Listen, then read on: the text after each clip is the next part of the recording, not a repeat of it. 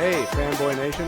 This is your pal Daffy Duck, and you're watching. We're watching Fanboy. A fanboy, etc. Fanboy Nation. I assume Tom. Today we are chatting with two men behind the Blue Angels documentary, and today is the perfect day to talk to one of the elite the elite demonstration force of the Navy, because it is St. Brendan the Navigator Day as well. That's great.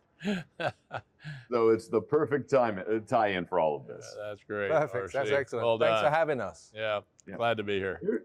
Well, here's the big question. Why did it take 75 years to get a documentary about the Blue Angels? Or at least to this level? There's been a few other, Greg's been in two documentaries. The very first IMAX documentary that was filmed in the 90s features Greg, and also a film with Rob Stone called Blue Angels Across America, around the world, rather. Around the world, speed of sound. Around the world at the speed of sound.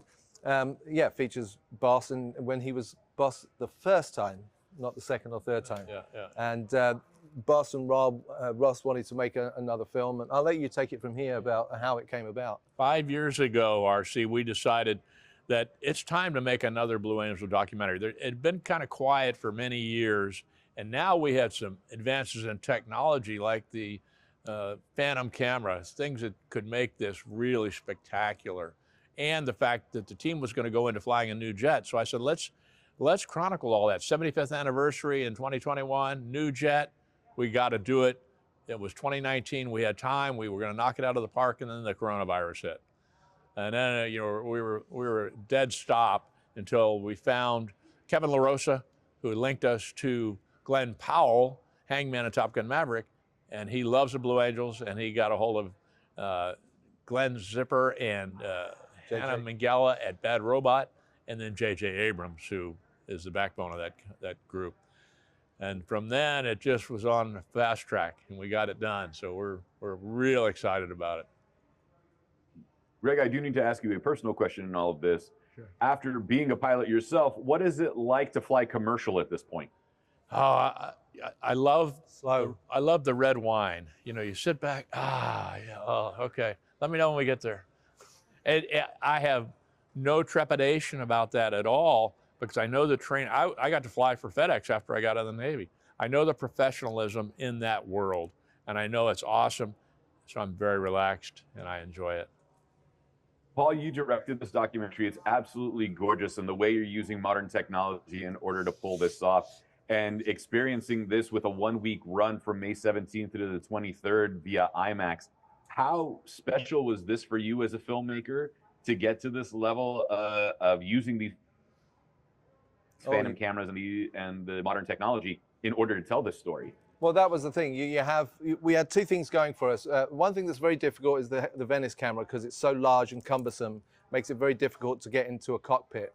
But Sony also developed the RXO, which is a GoPro type camera, but like better quality, was more at the quality level that expected for IMAX. So we had that in our arsenal. We have the Venice cameras and incredible cinematographers with Jessica Young, Michael Fitzmaurice, Destin Patera, and obviously Kevin LaRosa flying the helicopters for us, another pilot flying another jet with cameras attached, which we were able to borrow the mounts that they used in Top Gun so we could get the Venices attached to the jets.